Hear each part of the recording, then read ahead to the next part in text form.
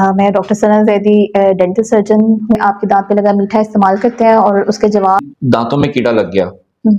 ये क्या वाकई कोई इस तरह का कीड़ा है जैसे कि कोई पूल में कीड़ा हाँ रेंगते हुए जी। कीड़ा? ये हेपेटाइटिस के हवाले से जरा प्लीज गाइड कीजिएगा कि मतलब बहुत ज्यादा लोग हेपेटाइटिस की किसी किस्म का वो शिकार हो गए। हेपेटाइटिस बी और सी और एचआईवी, हर्पीज वायरस है और पैपिलोमा वायरस है। ये एक आम बंदा उसको कैसे पता चलेगा कि वो जो ट्रीटमेंट करवाना पेशेंट को इतना अवेयर कर दें। इस इमेज में दिखाया गया है कि ये बच्चों की ट्रीटमेंट बहुत मुश्किल टास्क है मेरी नज़र में, स्पेशली जिन लोगों के दांतों में प्रॉब्लम आ रही होती है। तुम्बा क्या है, हैंडीकैप बच्चे या डिफरेंट एबल्ड बच्चे जो हैं ट्रीट करते हैं या बिस्मिल्लाहिर्रहमानिर्रहीम, अस्सलाम वालेकुम पाकिस्तान। मैं हूं नईम और मैं आज आप लोगों के लिए एक अपने पॉडकास्ट की एक नई एपिसोड लेके आपकी खिदमत में हाजिर हुआ हूं। आज भी हमेशा की तरह से मेरा टॉपिक जो है वो बहुत ही इंफॉर्मेटिव टॉपिक है। लोग मुझे बहुत ज़्यादा कह रहे थे, मैसेजेस मुझे बहुत ज़्यादा मिले हैं कि दांतों के हवाले से, खुसूसी तौर पर बच्चों के दांतों के हवाले से जो है वो आप एक पॉडकास्ट करें और उसमें अपने ऐसे गेस्ट को बुलाएं जो हमें इसकी आगाही में हमारी मदद कर सके।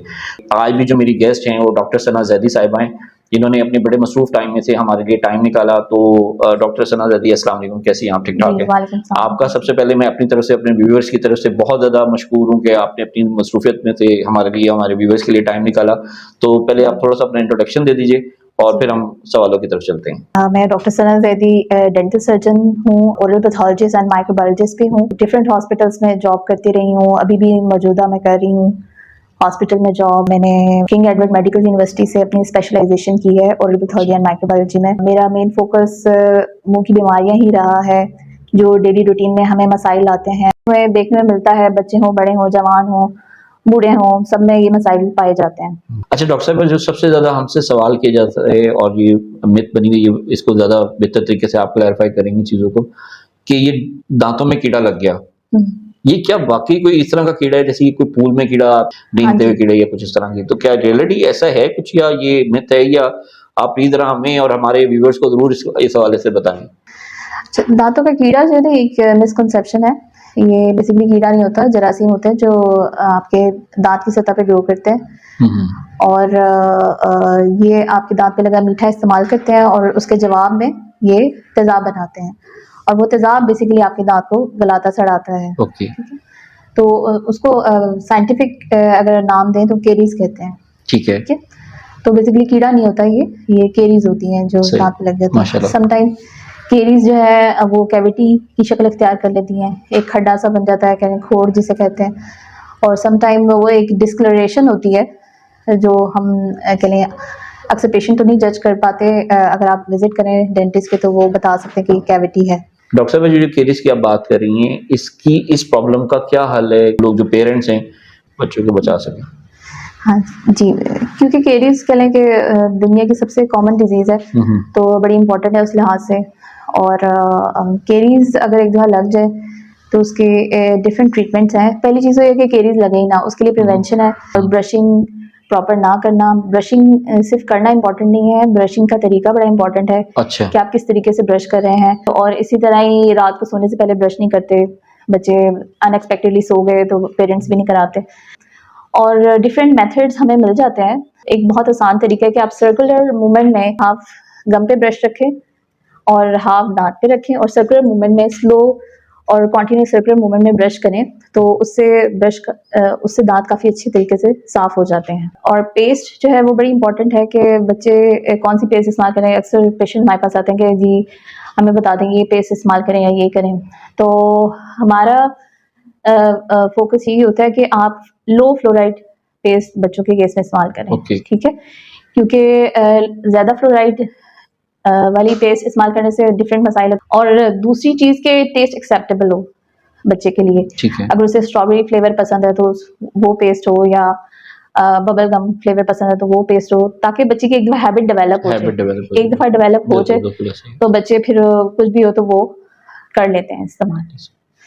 दूसरा ये कि बच्चों के जो टूथ ब्रशेज हैं, ऐसा करेक्टर हो जो बच्चा शौक से उसे इस्तेमाल करे। कोई इस तरह कार्टून कनेक्टर वाले ब्रशेज आप इस्तेमाल करें, सिंपल होंगे तो वो बच्चा हो सकता ना इंटरेस्ट ना ले, अट्रैक्ट ना करें और वो अवॉइड करे। बेसिकली हमारी जो सबसे बड़ी जीत है या सक्सेस है वो ये है कि बच्चा ब्रशिंग करना शुरू करते। तो काफी बच्चे है स्किप कर देते हैं ब्रशिंग। उसकी सबसे बड़ी रीजन यही होती है कि या तो उन्हें इंटरेस्ट नहीं होता टूथब्रश में या पेस्ट में। तो अगर ये पेरेंट हैबिट बनाते तो ये बहुत बड़ी अचीवमेंट होगी और आप प्रिवेंशन के लेवल पे ही बीमारी को रोक सकते हैं। दूसरा जो है बच्चों के दांतों में मसला हुआ है फ्लोरोसिस का। फ्लोरोसिस जो है कह लें केरीज नहीं है, बिल्कुल इससे डिफरेंट चीज़ है। फ्लोरोसिस नहीं होता कि जो पानी आप बच्चों को 3 से 7 साल के दरमियान देते हैं उसमें नमकियात ज्यादा होने की वजह से बच्चों के दांतों पे एक चॉकी वाइट अपीयरेंस आ जाती है। ठीक है, इसके भी लेवल्स होते हैं, बहुत सिवियर अगर हो तो ये बच्चे के दांत को ब्राउन कर देती है, भूरा कर देती है। उसमें होता ये है कि जो हमारे दांत है ना उनकी 3 झिल्ली होती हैं। एक सबसे बैरूनी जो है वो है एनामल, फिर है डेंटिन और तीसरी होती है पल्प। तो फ्लोरोसिस में ये होता है कि आपका एनामल ब्रिटल हो जाता है, जो सबसे बैरूनी सतह पे जो झिल्ली है एनामल की वो वीक हो जाती है, उसकी अटैचमेंट जो सेकंड झिल्ली है उसके साथ वीक हो जाती है, जिसकी वजह से वो चिप ऑफ होना शुरू हो जाता है। जब बैरूनी सतह से झिल्ली उतर जाती है तो दूसरी झिल्ली पे जरासीम बड़ी आसानी से अटैक कर देते हैं और उसका रंग भी तब्दील कर देते हैं। इसकी रीजन होती है पानी में नमकियात का ज्यादा होना। 3 से 7 साल का जो टाइम पीरियड बड़ा इंपॉर्टेंट है उस लिहाज से। तीसरा मसला आता है जेनेटिक। कुछ पैदाइशी ही बच्चों के जीन्स में ही कुछ ऐसे खराबियां होती हैं जिसकी वजह से उसके इफेक्ट्स दांतों पे आते हैं, उसके असरात आते हैं दांतों पे।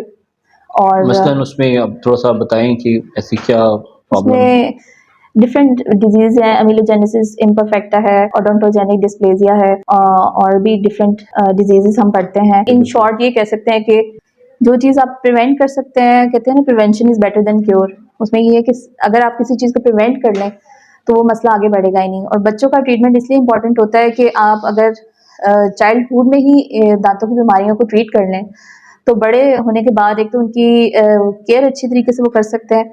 दूसरा ये कि वो मसाइल बड़े होने के बाद नहीं आते और इतने एक्सपेंसिव प्रोसीजर्स जो डेंटिस्ट्री के हैं जो हर बंदा अफोर्ड नहीं कर सकता वो करवाने की जरूरत नहीं पड़ती। अच्छा डॉक्टर साहब, यहाँ मैं एक छोटी सी चीज़ पूछना चाहूँगा आपसे। हमारे बहुत सारे व्यूअर्स ऐसे हैं जो जिनका ताल्लुक गाँव से है, या गुड़ जो है वो भी मीठा है, जो मीठा है उसकी कोई खास किस्म है जो दांतों को इफेक्ट करती है? हर तरह का मीठा जो है वो प्रॉब्लम करता है? कि सुक्रोज है ना, जिन चीजों में सुक्रोज होता है वो सारी नुकसानदेह हैं। सबसे ज्यादा सुक्रोज होता है ये रिफाइंड शुगर में, उससे कम गुड़ में होता है और शहद में भी इसी तरह ही कंपैरेटिवली रिफाइंड शुगर से कम है। और जो हम कह लें कि रोटी भी खाते हैं बेसिकली स्टार्च, वो भी हमारे मुंह में जब डाइजेस्ट होने लगता है तो सुक्रोज की थोड़ी सी फॉर्म बनती है, लेकिन बेसिकली हमने रिफाइंड शुगर को या मैदा या रिफाइंड शुगर है उसको कंट्रोल करना है, तो उससे भी काफी फर्क पड़ जाता है। ठीक है, सुबह नाश्ते के बाद रात को सोने से पहले ब्रश करते हैं तो केरीज आपके दांतों पे लगेंगी नहीं। नाश्ते के बाद? आपने कहा नाश्ते के बाद? नाश्ते के बाद। अच्छा, इसको प्लीज आप बताइएगा जरा वाज़ेह तौर पे कि आप क्या कहना चाह रही हैं। तो ये कि अगर आप नाश्ते से पहले ब्रश करेंगे साथ ही आप नाश्ता कर लेते हैं तो फूड पार्टिकल्स तो फिर लग गए आपके दांत। बिल्कुल ऐसी लॉजिकल बात है। सारा दिन आपके वो लगे रहेंगे और वो बैक्टीरिया अपना एक्शन करते रहेंगे, इसलिए नाश्ते के बाद ब्रश करें और रात को सोने से पहले ब्रश करें। उसके बाद आप कुछ ना खाएं ताकि वो आपके दांत क्लीन रहें ज्यादा टाइम और आप केरीज ना लगे। बहुत शुक्रिया डॉक्टर साहब, माशाल्लाह बहुत अच्छा एक्सप्लेन किया आपने। अच्छा डॉक्टर साहब, ये क्योंकि आप डेंटिस्ट हैं माशाल्लाह और आपका 18 साल का एक्सपीरियंस है, तो रोज़मर्रा ज़िंदगी में आपके मतलब इस तरह के एक्सपीरियंस भी आपने फेस किए होंगे कि हेपेटाइटिस के हवाले से ज़रा प्लीज़ गाइड कीजिएगा कि मतलब बहुत ज़्यादा लोग दांतों की अपनी वो ट्रीटमेंट करवाते हैं और बाद में पता लगता है किसी बड़ी बीमारी का, हेपेटाइटिस की किसी किस्म का वो शिकार हो गए। तो इस हवाले से ज़रा प्लीज़ आप बताइए। हाँ जी, उसमें ये है कि हेपेटाइटिस बी सी बहुत ज़्यादा फैल रहा है हमारे माशरे में। उसकी एक जो सबसे बड़ी रीज़न बताते हैं वो नाइयों की दुकानें और ये गायनी के सब स्टैंडर्ड क्लिनिक्स जो खुले हुए हैं, और दूसरा डेंटिस्ट भी कह रहे हैं उसमें बड़ा इम्पोर्टेंट है कि आप जिस डेंटिस्ट से करा रहे हैं वो क्या साफ़ सुथरे औजार इस्तेमाल कर रहे हैं। साफ़ सुथरे औजार से हमारी मुराद ये नहीं है कि चमकते हुए औजार या अच्छी तरह नलके के नीचे धुले हुए औजार हैं। हमारी मुराद है स्टरलाइज औजार। हाँ जी, स्टरलाइज क्या है? स्टरलाइज ये है कि स्टीम में बहुत हाई टेम्परेचर पे स्टीम बना के और एक ख़ास प्रेशर के अंदर औजारों को एक ख़ास टाइम पीरियड के लिए रखा जाता है, ठीक है, जिसमें वो जरासीम से पाक हो जाते हैं। और कौन से जरासीम ऐसे हैं जो कि बहुत इंपॉर्टेंट हैं क्लीन करना, वो है हेपेटाइटिस बी और सी और HIV, ठीक है। और भी काफ़ी जरासीम है जिस तरह हर्पीज वायरस है और पेपिलोमा वायरस है, ये सारे भी वायरसेस हैं जो कि थूक से फैलते हैं। इनको क्लीन करना भी ज़रूरी है, लेकिन जो मौलिक बीमारियां हैं ज़्यादा हेपेटाइटिस बी सी और HIV, ठीक है, तो वो स्टरलाइजेशन के तरीके से ही खत्म ठीक होते है। हैं। जी, डॉक्टर साहब बहुत शुक्रिया आपका, बहुत अच्छी इन्फॉर्मेशन दी है। एक आम बंदा उसको कैसे पता चलेगा कि वो जो ट्रीटमेंट करवाने जा रहा है, आलात उसमें इस्तेमाल हो रहे हैं, कि वो स्टेरिलाइज़्ड हैं या नहीं है, ये कैसे उसको पता लग सकता है? इसके बारे में ज़रा प्लीज़ थोड़ी-सी आगाही दीजिएगा। हाँ जी, जी, इसके काफ़ी सारे तरीके हैं, लेकिन सबसे बेस्ट तरीका जो है वो ये है कि पेशेंट को हम इतना अवेयर कर दें कि वो कोई अनस्टरलाइज़्ड औज़ार अपने मुँह में डालने ही ना दें। ओके, उसमें ये होता है कि जो डेंटिस्ट के इंस्ट्रूमेंट्स होते हैं स्टरलाइज्ड, वो पाउचेस के अंदर पैक होते ओके, हैं, ठीक ओके, है? और उन पाउचेस के ऊपर एक इंडिकेटर लगा होता है। अगर उस इंडिकेटर का कलर चेंज हो तो हमें पता चल जाता है कि ये स्टरलाइज़ है या नहीं, ठीक ठीक है। है? तो पेशेंट जब भी ट्रीटमेंट करवाने जाएँ तो वो देखें कि पाउचेस में पैक औज़ार हुँ, इस्तेमाल किए गए हैं उनके मुँह में या नहीं, और वो उन पाउचेस पे इंडिकेटर का कलर चेंज हुआ है या नहीं। जैसे कि ये इस इमेज में दिखाया गया है कि ये कलर चेंज हो रहा है इसका, ठीक है? तो ये एक निशानी है, इससे आप अंदाज़ा लगा सकते हैं इंस्ट्रूमेंट स्टरलाइज़ हैं या नहीं। ठीक है, ठीक है। थैंक यू सो मच, बहुत शुक्रिया आपका। अच्छा डॉक्टर साहब, बच्चों की ट्रीटमेंट बहुत मुश्किल टास्क है मेरी नज़र में। कैसे मैनेज करती हैं? मेरे ख्याल से बच्चों का ट्रीटमेंट जितना इम्पोर्टेंट है करना, उतना ही मुश्किल भी है मुश्किल भी करना। है, सही है, हाँ जी। बिल्कुल। तो बच्चे बहुत मुश्किल पेशेंट होते हैं। अगर बच्चे ने मुँह नहीं खोला आपके सामने, वो इनकार कर देता है, आप कुछ नहीं कर सकते। नहीं कर सकते, सही अब बच्चों का मुँह खुलवाने के लिए हमें हज़ार जतन करने पड़ते हैं, सही, सही। और बेसिकली पर्पस ये होता है कि हम बच्चों का फ़ोबिया कम करें, ओके, ठीक है? जब आप बच्चों का फ़ोबिया कम कर देते हैं तो वो अपना मुँह भी खोलते हैं, वो बड़ा कोऑपरेट करते हैं। अब वो बच्चे जिनका पहली दफ़ा डेंटल ट्रीटमेंट करना होता है, उनका फ़ोबिया कम करना आसान होता है, बजाय इसके कि वो पेशेंट जिनका पहले से वो कोई वर्स एक्सपीरियंस हुआ हो, कहीं हाँ, से वो बिल्कुल करवा ऐसे, के आए हुए हों, बिल्कुल तो ऐसे। वो बच्चा कभी कोऑपरेट नहीं करेगा। कॉर्पोरेट कह लें कि बिहेवियर को मॉडिफ़ाई करना मुश्किल होता है, बिहेवियर को बिल्ड करना आसान होता है। सही है, अब बच्चों का अगर ट्रीटमेंट करना है तो आपने उनका फ़ोबिया कम करना है। फ़ोबिया कम करने के डिफरेंट तरीके हैं। आप डेंटल रूम ही ऐसा बनाएँ कि बच्चा खौफ़ज़दा ना हो एंटर होते हुए। आप फंकी ओवरऑल पहने, फंकी मास्क पहने, कलरफुल मास्क हो, और आपके फेस पे स्माइल होनी चाहिए। वेलकम करें बच्चे को, बच्चे से बच्चे की ज़ुबान में बात करें। अब बच्चों के डिफरेंट कार्टून कैरेक्टर्स हैं, फेवरेट होते हैं जो, वो आप अगर वॉल्स पे लगा दें तो बड़ा अच्छा इम्पैक्ट पड़ता है। और इस बारे में भी अपने आप को अपडेट रखें कि बच्चों को आजकल क्या पसंद है, सही है, और सही है। इससे पहले कि बच्चा आपको जज करे, आप बच्चे को जज करें बच गए, बच कि गए। बच्चा क्या चाहता है और बच्चे की क्या इंटरेस्ट है, किस तरह का बच्चा है। बच्चे समटाइम्स एंटर होते हैं, वो पहले से ही रो रहे होते हैं, खौफजदा हुए होते हैं, और कुछ बच्चे होते हैं जो कि हाथ छुड़ा के भाग रहे होते हैं कि मैंने नहीं जाना अंदर। तो डिफरेंट तरह के बिहेवियर के साथ आपके पास बच्चे आएंगे, उसको आपने उस तरीके से ही डील करना है, सही। ठीक है? तो अब वो कॉन्सेप्ट नहीं रह गया कि आप बच्चे की टांगे हाथ पकड़ के उसका ट्रीटमेंट करें। ऐसे है। बच्चा अगर कहता है नो, तो आप नहीं कर सकते, ठीक? सही, हमने उसे यस करवाना है। अगर बच्चा कोऑपरेट नहीं करता तो नींद बेहोशी में भी हम बच्चे का ट्रीटमेंट कर सकते हैं, या मजबूरी फुली है।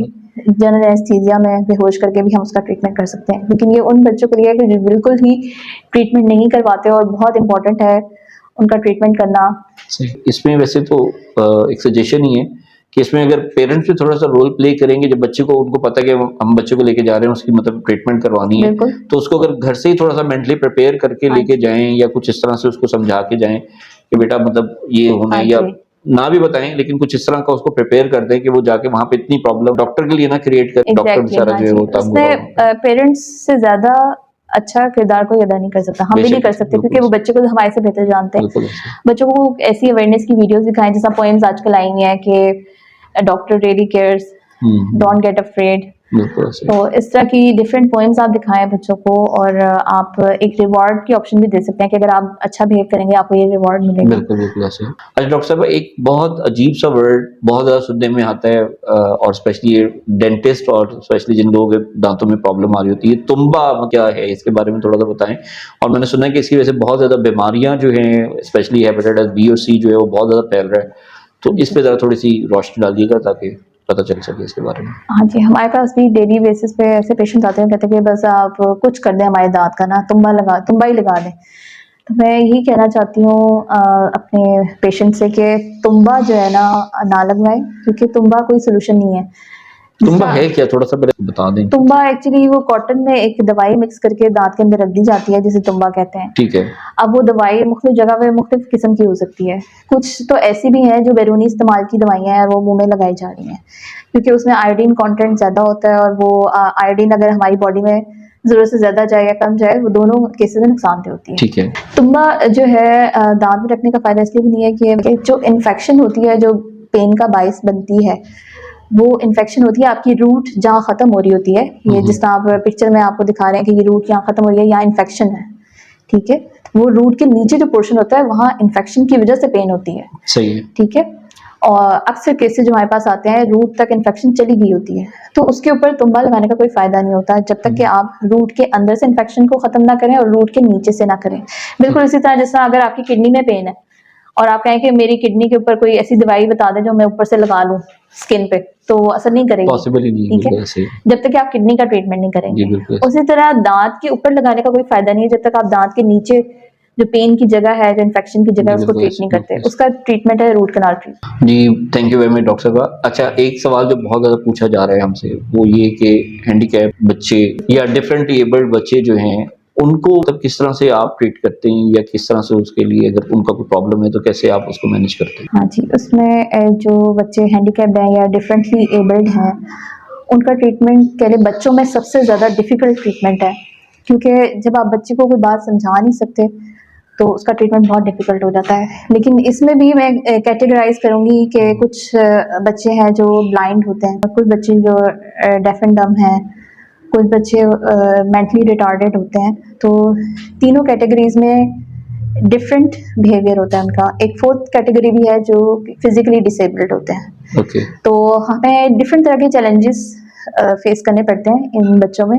ब्लाइंड बच्चे बहुत ज़्यादा कोऑपरेटिव होते हैं, बहुत जल्दी अंडरस्टैंड कर लेते हैं किसी भी बात को, और देखने में ये है उनकी हाइजीन काफ़ी हद तक अच्छी होती है अगर हम हैंडीकैप बच्चों को देखें। फिर डेफ एंड डम्ब हैं बच्चे, उनमें आप साइन लैंग्वेज से अपना मैसेज कन्वे कर सकते हैं। उनकी आगाही बहुत इंपॉर्टेंट है। ऐसे बच्चों में प्रिवेंशन ज़्यादा अच्छी चीज़ है एज कम्पेयर टू ट्रीटमेंट, कि आप उनको पहले ही अवॉइड कर दें कि वो उनके दांतों में कीड़ा लगे ही ना। तीसरी कैटेगरी आ जाती है मेंटली डिसेबल्ड बच्चे। मेंटली डिसेबल्ड बच्चे सबसे ज़्यादा चैलेंजिंग होते हैं, क्योंकि वो किसी भी बात को अंडरस्टैंड नहीं कर पाते, तो उनके साथ डील करना बहुत मुश्किल होता है, और उनकी हाइजीन सबसे बुरी है। और ऐसे बच्चों में जो नॉन कोऑपरेटिव हैं, तो हम जनरल एनेस्थीसिया में ही उनका ट्रीटमेंट कर सकते हैं। ओके। क्योंकि वो अनप्रिडिक्टेबल होते हैं, कभी किसी भी तरह बिहेव कर सकते हैं। वो डॉक्टर को भी नुकसान पहुंचा सकते हैं, अपने आप को भी नुकसान पहुंचा सकते हैं। और फोर्थ कैटेगरी है फिजिकली डिसेबल्ड। फिजिकली डिसेबल्ड हर बात को बड़े अच्छे तरीके से अंडरस्टैंड करते हैं, बस थोड़ा सा इशू जो आता है वो ये कि अपनी हाइजीन को मेंटेन नहीं कर पाते, क्योंकि वो उनका अगर बाजू हैंडीकैप्ड है तो वो ब्रशिंग प्रॉपर तरीके से नहीं कर सकते। उसमें फिर डिफरेंट एड्स हैं, इलेक्ट्रिक ब्रशेज हैं, वो यूज़ कर सकते हैं पेरेंट्स, और पेरेंट्स को ब्रशिंग कराएं तो वो ज़्यादा बेहतर तरीके। ठीक है डॉक्टर साहब, बहुत बहुत शुक्रिया। मैं अपने व्यूअर्स को यही कहूँगा कि इतनी बेहतरीन इन्फॉर्मेशन माशाल्लाह से हमारे चैनल से जो भी कंटेंट जा रहा है, वो आपके कहीं ना कहीं किसी न किसी तरीके से काम आ रहा है, कि किस तरह से हम जो है वो एक आम इंसान के लिए आसानी का बायस बन सकते हैं अपनी दी हुई इंफॉर्मेशन से।